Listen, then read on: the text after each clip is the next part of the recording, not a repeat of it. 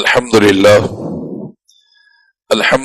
والصلاة والسلام علی رسول اللہ اعوذ باللہ من الشیطان الرجیم بسم اللہ الرحمن الرحیم والمحصنات من النساء الا ما ملکت ایمانکم کتاب اللہ علیکم واحل لکم ما وراء ذالکم۔ چوتھے پارے کے اختتام میں اللہ تعالی نے ان رشتوں کا ذکر کیا تھا جو حرام ہیں، اور پانچویں پارے کے آغاز میں اللہ تعالی نے مزید ایک اور رشتہ ذکر کیا ہے جو حرام کیا گیا ہے۔ فرمایا کہ والمحصنات من النساء، شوہر والی جو عورت ہے وہ بھی تم پر حرام کر دی گئی ہے۔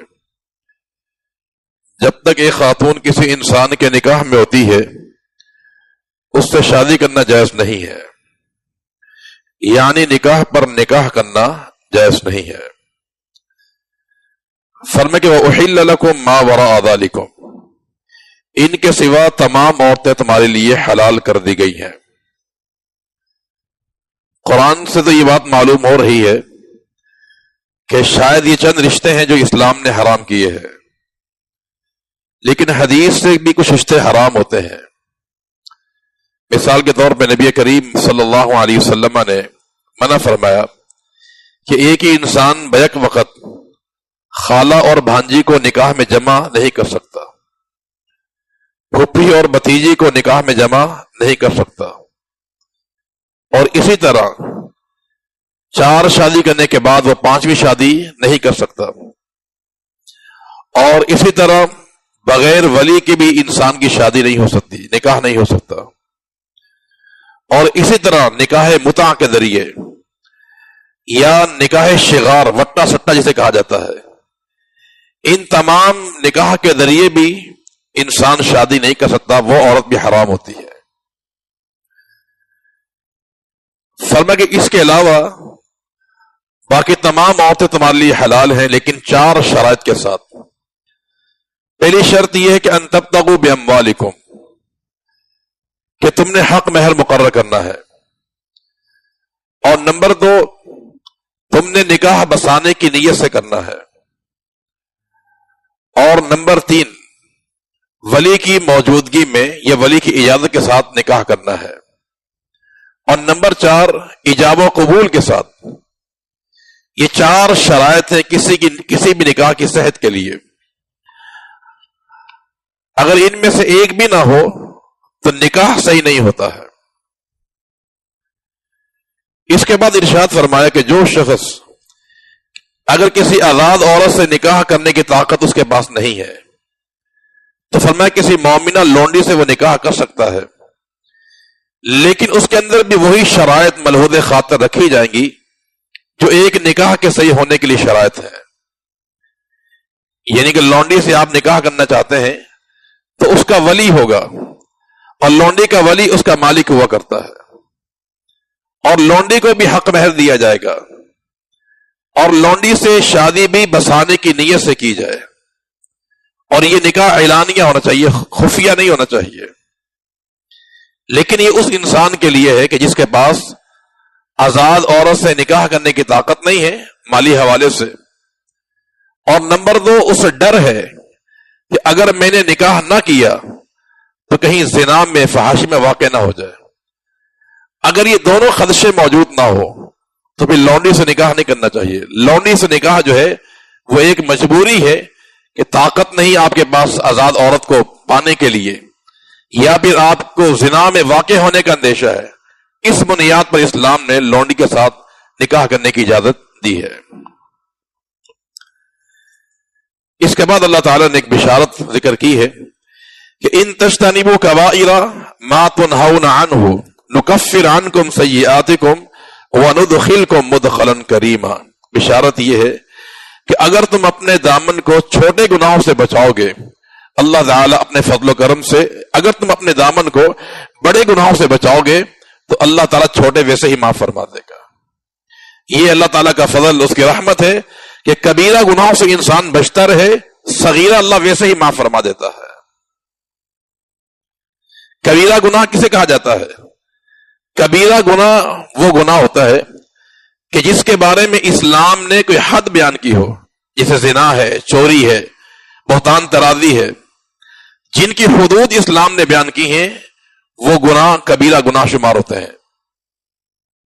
یا کبیرہ گناہ وہ بھی ہے کہ جن کے بارے میں یہ الفاظ آ جائے کہ جس نے فلاں گناہ کیا اس پہ اللہ کی لعنت ہو یا رسول کی لعنت ہو، یہ بھی کبیرہ گناہ کی علامت ہے۔ یہ اس کی ایک علامت یہ بھی ہے کہ جس کے بارے میں یہ الفاظ آ جائے کہ لن يدخل الجنت یا لا يدخل الجنہ، کہ جس نے فلاں گناہ کیا وہ جنت میں نہیں جائے گا، یہ بھی کبیرہ گناہ کی علامت ہے۔ یا الفاظ آ جائے انا بریئن، میں اس انسان سے بری ہوں جس نے فلاں فلاں گناہ کیا، یہ ساری علامات ہے کبیرہ گناہ کو پہچاننے کی۔ تو اللہ نے یہ بشارت دی ہے کہ اگر تم اپنے آپ کو کبائر سے بچاتے رہو گے، اللہ صغائر ویسے ہی معاف فرما دے گا۔ عبداللہ بن عباس کا قول ہے رضی اللہ تعالیٰ عنہ کہ جو انسان استغفار کرتا ہے، استغفار میں یہ برکت موجود ہے کہ استغفار کی برکت سے کبیرہ گناہ کی کوئی حیثیت باقی رہتی ہی نہیں ہے، بالکل معاف ہو جاتے ہیں۔ اور ساتھ یہ بھی فرماتے ہیں کہ جو انسان بار بار صغیرہ گناہ کا ارتکاب کرتا ہے تو یہ صغیرہ گناہ آگے جا کر کبیرہ گناہ بن جاتا ہے۔ اس کے بعد فرمایا کہ وَلَا تَتَمَنَّوْا مَا فَضَّلَ اللَّهُ بِهِ بَعْضَكُمْ عَلَى بَعْضٍ، کہ تم اس چیز کی تمنا نہ کرو کہ جو اللہ العالمین نے بعض کو بعض پر دی ہے۔ یہ اصل میں اشارہ ہے ام سلمہ رضی اللہ تعالی عنہ، انہوں نے اللہ کے پیغمبر سے کہا کہ یا رسول اللہ صلی اللہ علیہ وسلم، عورتوں کو میراث میں آدھا حصہ ملتا ہے اور مرد جہاد پر جاتے ہیں، تو ہماری تمنا یہ ہے کہ جو کام مرد کرتے ہیں ہم بھی کریں۔ تو اللہ نے جواب دیا کہ وَلَا تَتَمَنَّوْا مَا فَضَّلَ اللَّهُ بِهِ بَعْضَكُمْ عَلَى بَعْضٍ، اللہ نے مردوں کو عورتوں کو الگ الگ صلاحیتیں عطا فرمائی ہیں اور ان کی صلاحیتوں کے مطابق انہیں دنیا کی نعمتیں دی ہے۔ یہ تو جس کو جو نعمت ملی ہے وہ اس کے مطابق ہے، اسے اور والی تمنا نہیں کرنی چاہیے۔ جو مرد کی صلاحیتیں ہیں وہ مرد کے لیے ہیں، جو عورت کی صلاحیتیں دی گئی ہیں وہ عورتوں کے لیے ہے۔ تو جہاد مردوں کے لیے ہے، میراث میں آدھا حصہ عورت کے لیے ہے، یہ تقسیم اسلام نے کی ہے، اس پر اکتفا کرنا چاہیے۔ اس کے بعد میں کہ الرجال قوامون علی النساء، اللہ نے مرد کو نگران بنایا ہے، حاکم بنایا ہے، قوام ہے، گھر کا سربراہ مرد ہوا کرتا ہے۔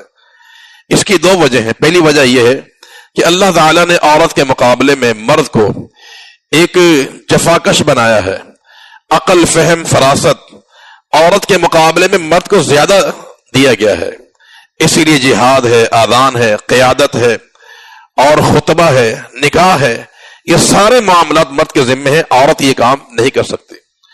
رسول اللہ صلی اللہ علیہ وسلم کا فرمان ہے کہ کوئی بھی عورت جو ہے نہ اپنا خود نکاح پڑھا سکتی ہے اور نہ کسی کی ولی بن سکتی ہے۔ یہ ولایت کے معاملات ہیں، جہادی معاملات ہیں، اذان ہے، خطبہ ہے، نماز ہے، یہ سارے معاملات اسلام نے مرد کو عطا کیے ہیں۔ خطابت ہے، خطیب بننا بحیثیت جمعے کے اندر جو ہے یہ ذمہ داری مرد کی ہے، عورت کی نہیں ہے۔ تو اللہ نے عقل، قوت، فہم و فراست مرد کو زیادہ عطا کی ہے، اس لیے اسے نگران اور قوام بنایا گیا ہے۔ اور دوسری وجہ یہ ہے کہ وَبِمَا أَنفَقُوا مِنْ أَمْوَالِهِمْ، کہ مرد گھر کے سارے اخراجات اٹھاتا ہے، نان نفقہ، مالی ذمہ داریاں ساری مرد کے ذمہ ہے۔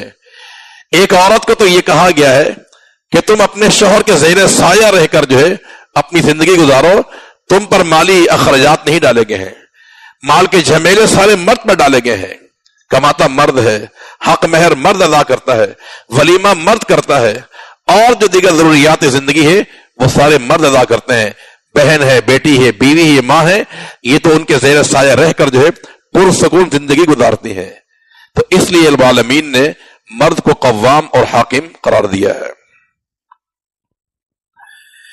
اس کے بعد اللہ تعالیٰ نے ارشاد فرمایا کہ اگر میاں بیوی میں نچاکی ہو جائے، یعنی خصوصاً شوہر کو اپنی بیوی کی بد دماغی کا ڈر ہو کہ بڑی یعنی بد دماغی ہے اور لڑائی جھگڑا چل رہا ہے، تو اسلام نے اس کے 3 طریقے اصلاح کرنے کے بیان فرمائے ہیں۔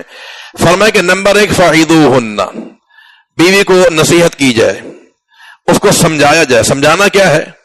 اسے یہ بات بتائی جائے کہ رسول اللہ صلی اللہ علیہ وسلم کا فرمان ہے آپ نے فرمایا کہ اگر میں کسی کو اللہ تعالی کے سوا سجدہ کرنے کا حکم دیتا تو میں عورت کو حکم دیتا کہ اپنے شوہر کو سجدہ کرے، یہ نصیحت اس کو کی جائے۔ رسول اللہ صلی اللہ علیہ وسلم کا فرمان ہے، ایک خاتون اللہ کے نبی کے پاس آئی کسی حاجت کے لیے، کسی کام کے لیے، جب وہاں سے جانے لگی آپ نے اس کو دوبارہ بلایا، بٹھایا، فرمایا یہ بتاؤ کہ تم شادی شدہ ہو یا نہیں ہو؟ اس نے کہا اللہ کے پیغمبر میں شادی شدہ ہوں۔ فرمایا تیرا شوہر تیرے لیے جنت بھی ہے اور تیرا شوہر تیرے لیے جہنم بھی بن سکتا ہے۔ یہ اس سے بتائیں کہ رسول اللہ صلی اللہ علیہ وسلم کا فرمان ہے کہ جب میں معراج پر گیا تو میں نے جہنم میں اکثریت عورتوں کو دیکھی تھی۔ پوچھا گیا کیوں؟ فرمایا یکفرن العشیرہ، شوہروں کی نافرمانی کرنا اور لان تان زیادہ کرنا۔ تو یہ نصیحت کے الفاظ ہے، فعظوہن، اس کو سمجھایا جائے۔ اگر یہ بات کارگر نہ ہو تو واہجروہن فی المضاجع، ان کے بستر الگ کر دیے جائیں۔ یہ کافی نصیحت ہے عورت کے لیے کہ شوہر اس کو اپنے آپ سے دور کر دے۔ اگر یہ بھی ممکن نہ ہو تو وضربوہن، تو پٹائی کرنے کی بھی اسلام نے اجازت دی ہے، لیکن پٹائی کے اندر تجاوز نہیں کرنا ہے، اس کو زخمی نہیں کرنا ہے، تشدد نہیں ہے، اور چوروں کی طرح اس کو مارنا نہیں ہے۔ یہ ہلکی پھلکی چوٹ لگائی جا سکتی ہے۔ اگر یہ بھی ممکن نہ ہو تو آخری اسلام نے اصول ہی بیان کیا ہے کہ آپس میں مصالحت کا عمل اختیار کیا جائے، پنچایت بٹھائی جائے، فریقین کی طرف سے ایک مرد آ جائے، عورت کی طرف سے بھی اور مرد کی طرف سے بھی، وہ دونوں مل کر دیکھیں کہ اس میں فائدہ کیا ہے، ان میں جدائی میں فائدہ ہے یا آپس میں ملنے میں ہے۔ اگر یہ مصالحت بھی کام نہ کرے تو پھر زوجین میں جدائی کروا دینی چاہیے۔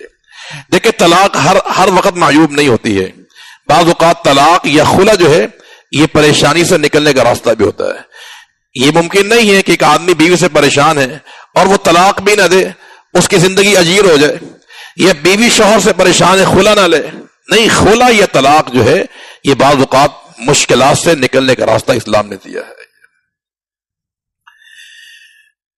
اس کے بعد اللہ تعالی نے اہل ایمان کی علامتیں بیان کی ہیں کہ فلا وربک لا یؤمنون، تیرے رب کی قسم وہ انسان ایماندار نہیں ہے۔ اللہ نے اپنی قسم اٹھائی ہے، رب نے اپنی ذاتی قسم اٹھائی ہے کہ وہ انسان ایماندار نہیں جب تک اس میں تین علامتیں نہ پائی جائیں۔ نمبر ایک، وہ اللہ کے پیغمبر کو اپنا فیصل نہ مان لے، حاکم نہ مان لے۔ نمبر دو، حاکم ماننے کے بعد آپ کے فیصلے کو پر حق نہ مان لے، اس کو یقین نہ آ جائے، تب بھی انسان ایماندار نہیں ہے۔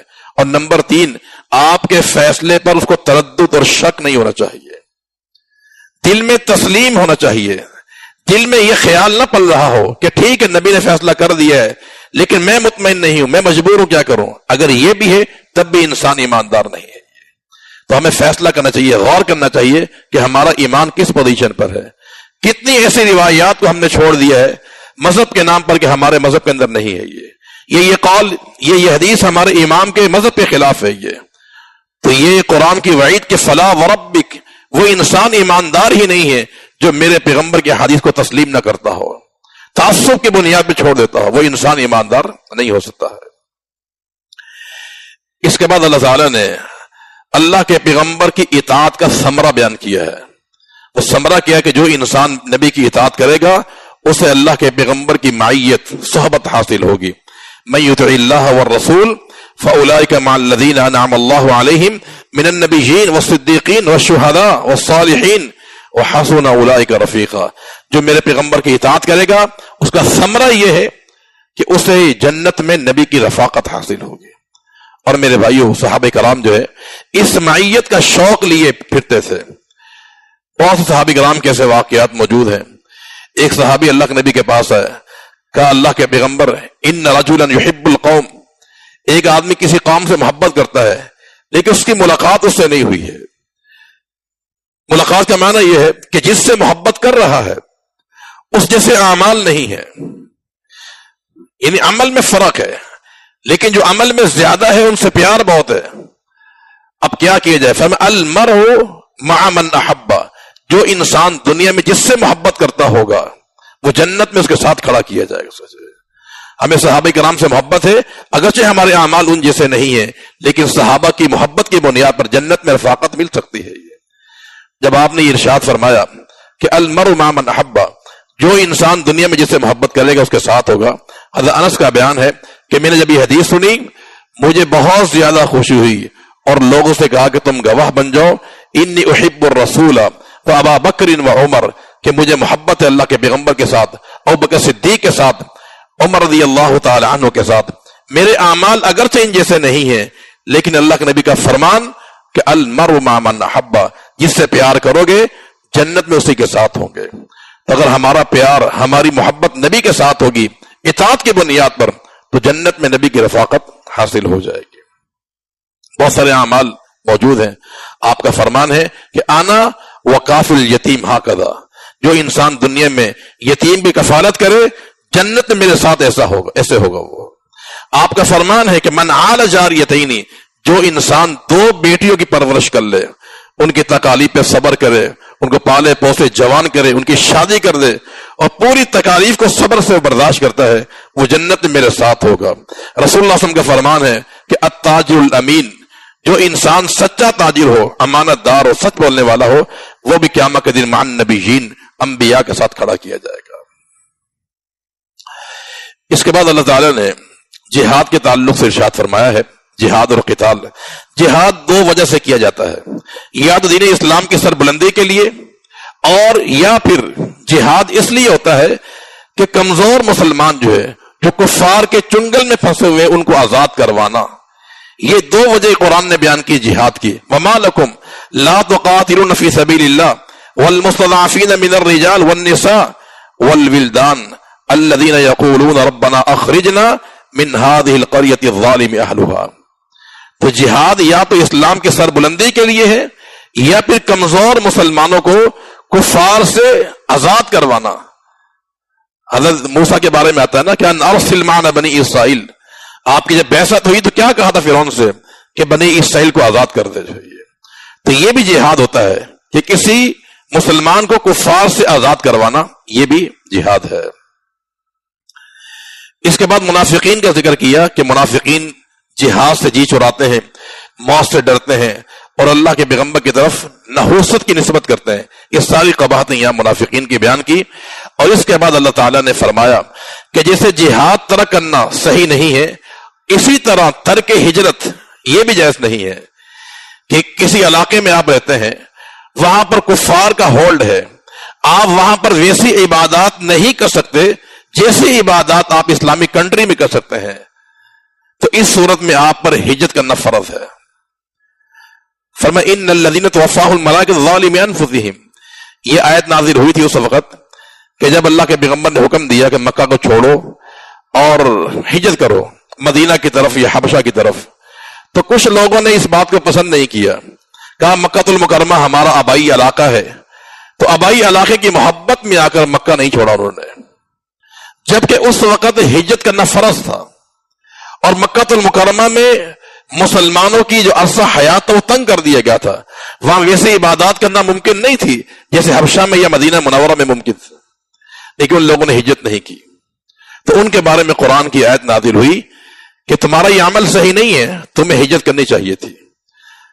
تو لہذا ہجرت جو ہے بعض اوقات فرض ہوتی ہے، اور یہ ہجرت بھی 2 طرح کی ہوتی ہے، ایک ہے دار الکفر سے دار الامن کی طرف، جیسے مکہ سے صحابہ حبشہ گئے تھے، یہ حبشہ دار الاسلام نہیں تھا، یہ دار الامن ضرور تھا، اور ایک ہے ہجرت دار الکفر سے دار الاسلام کی طرف، جیسے مکہ سے صحابہ نے ہجرت کی مدینہ منورہ کی طرف، یا پھر حبشہ سے مدینہ منورہ گئے تھے۔ یہ دونوں قسم کی ہجرتیں ہوتی ہیں، دار الکفر سے دار الامن، یا پھر دار الکفر سے دار الاسلام کی طرف جانا۔ اور بعض اہل علم نے اور بھی ہجرت ذکر کی ہیں۔ امام قرطبی رحمۃ اللہ علیہ فرماتے ہیں کہ جس علاقے میں انسان کو رزق حلال نہ ملتا ہو وہ علاقہ چھوڑ دینا چاہیے، اور امام مالک کا قول ہے کہ جس علاقے کے اندر لوگ سلف صالحین کو گالیاں دیتے ہو اس علاقے میں رہنا نہیں چاہیے۔ علامہ ابن قیم رحمۃ اللہ علیہ فرماتے ہیں کہ جس علاقے میں کوئی عالم موجود نہ ہو، عالم ربانی جو ہے جس کے پاس اللہ کی وحی کا علم ہو، اس علاقے کو چھوڑ دینا چاہیے۔ یہ سارے اقوال اہل علم کے موجود ہیں۔ اس کے بعد اللہ تعالیٰ نے نبی کریم صلی اللہ علیہ وسلم کا مقام بیان کیا ہے کہ ولولا فضل اللہ، کہ اللہ تعالیٰ کا آپ پر فضل ہے کہ اس نے آپ پر کتاب نازل کی، والحکمت، اور حکمت نازل کی۔ وَعَلَّمَكَ مَا لَمْ تَكُنْ تَعْلَمْ، جو چیز آپ جانتے نہیں تھے اللہ نے سکھا دی. وَكَانَ فَضْلُ اللَّهِ عَلَيْكَ عَظِيمًا. یہ قرآن کا نزول اور حدیث کا نزول آپ پر یہ اللہ تعالیٰ کا فضل عظیم ہے. اللہ نے آپ کو فضل دیا کس بنیاد پر؟ قرآن کی بنیاد پر اور حدیث کی بنیاد پر. اور یہ بات یقینی ہے کہ اللہ نے نبی کو جو کتاب دی ہے وہ اتنی عظیم ہے، اتنے فضل والی ہے کہ اگر اس کا ایک حرف پڑھا جائے اللہ تعالیٰ انسان کو 10 نیکیاں عطا فرماتا ہے. اور پھر آخر میں اللہ تعالیٰ نے حکم دیا ہے کہ تم انصاف کرو. کونوا قوامین بالقسط شہداء للہ، تم انصاف کے پیکر بن جاؤ. تمہارے اندر عدل ہونا چاہیے، خیانت نہیں ہونی چاہیے. اسلام نے عدل کا ہمیں درس دیا ہے اور تاکید کی ہے، کیونکہ یہودی جو ہے وہ انصاف نہیں کرتے تھے، عدل نہیں کرتے تھے. ان کے اندر خیانت، غداری، مکاری کا عمل ہوا کرتا تھا. تو اہل اسلام کو خیانت سے روکا جا رہا ہے اور امانت داری اور عدل کا درس دیا جا رہا ہے.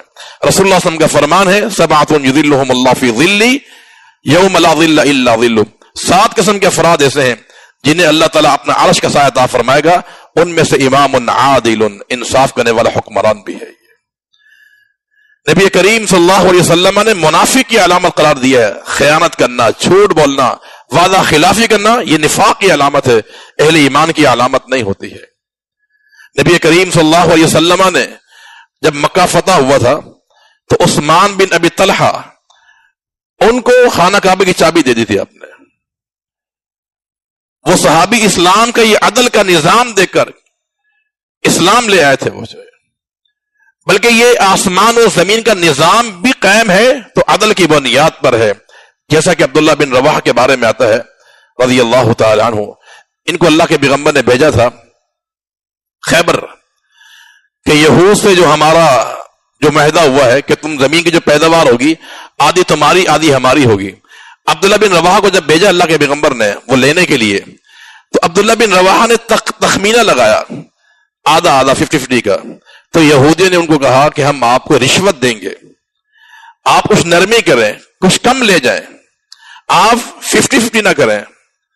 تو عبداللہ بن رواحہ نے جواب دیا تھا رضی اللہ تعالی عنہ کہ اس کائنات میں سب سے زیادہ محبوب مجھے اللہ کے پیغمبر صلی اللہ علیہ وسلم ہیں، اور اس کائنات میں سب سے ناپسندیدہ مجھے تم ہو، یہودی ہو. نبی کی محبت اور تمہاری نفرت مجھے انصاف سے روک نہیں سکتی ہے. یعنی میں رشوت نہیں لوں گا آپ سے، جو عدل ہے وہی کروں گا. تو یہودیوں نے کہا تھا اسی عدل کی بنیاد پر جو ہے آسمان و زمین کا